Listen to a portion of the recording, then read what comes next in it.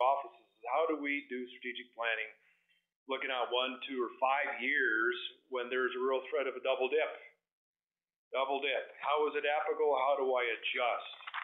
So I put together some thoughts here, and I suppose the yo-yo on the right side kind of tells us where we're going, and it just is kind of a little background. We're in a crazy economic situation. I can't remember exactly, trying to find the quote, but Ben Bernanke last week or whatever else, he said his thing was, yeah, things are getting better, but we're going to have inconsistent stable growth. So that's inconsistent stable growth. I don't quite understand what that's all about. Our perspective, we're in Reno, we're in the West Coast.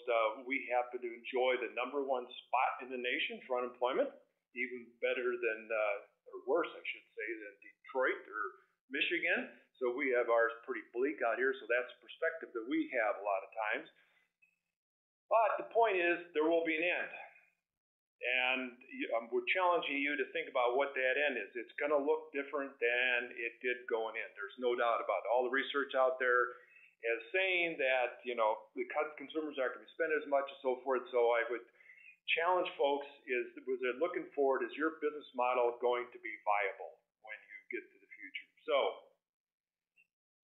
stepping back and remembering the strategy stat.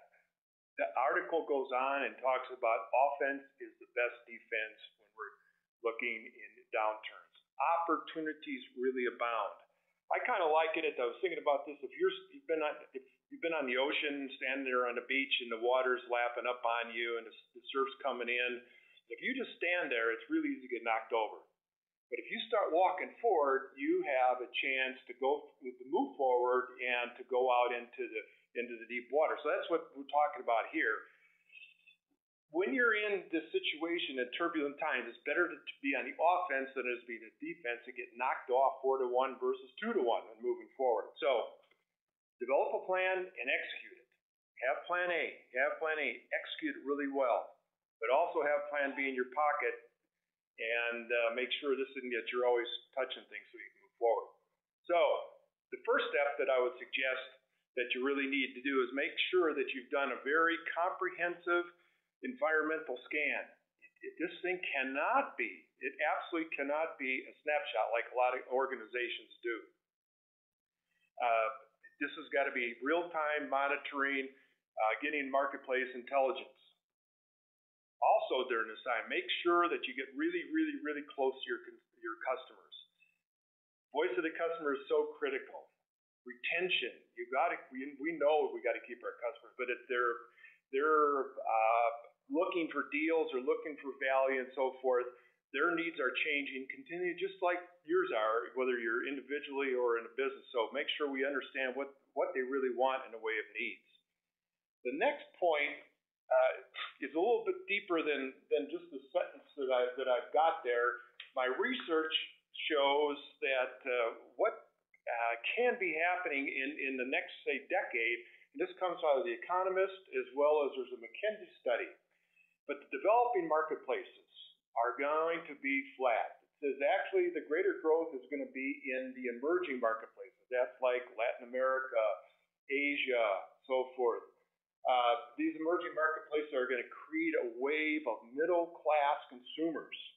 They're going to be growing dramatically. Growth opportunities in the developed marketplaces where we exist right now in the European Union, Japan, North America will be minimal due to extensive sovereign debt levels and increasing demand for services by aging populations.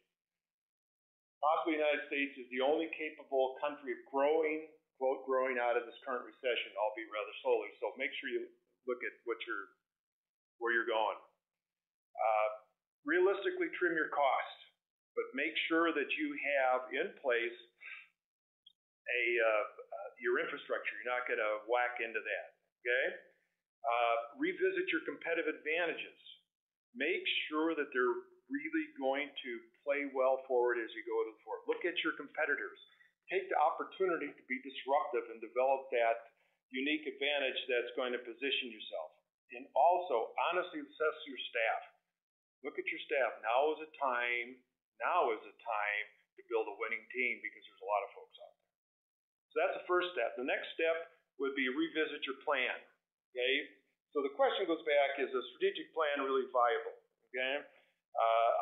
But in a lot of cases where people develop a 5-year static plan and they put it on their shelf, those things are not going to be viable. What we need to do is we have to look out to the future of where we headed, but we need to be proactive as we're moving along there.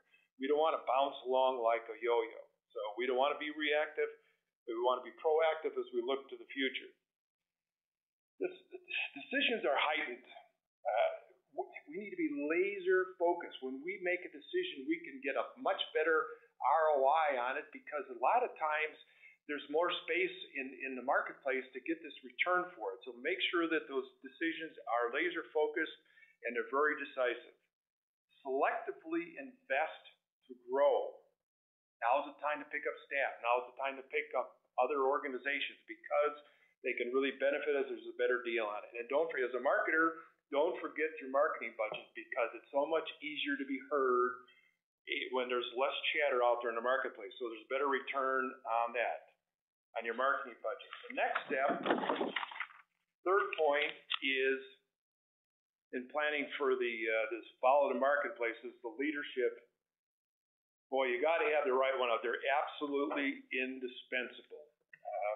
There's stress and strain on them, as we all know. It's this yo-yo economy makes it really tough on leaders. So we have to take that into consideration. Leaders definitely need to find ways to be creative in executing their plans. They need to pull their team together. They have to engage their team. And thirdly, leaders have to remember they're on stage. They're on stage all the time. Their employees are listening to them. They're concerned about their jobs. They want to know if something happening. They all murmur at the water fountain, about what's really going on. So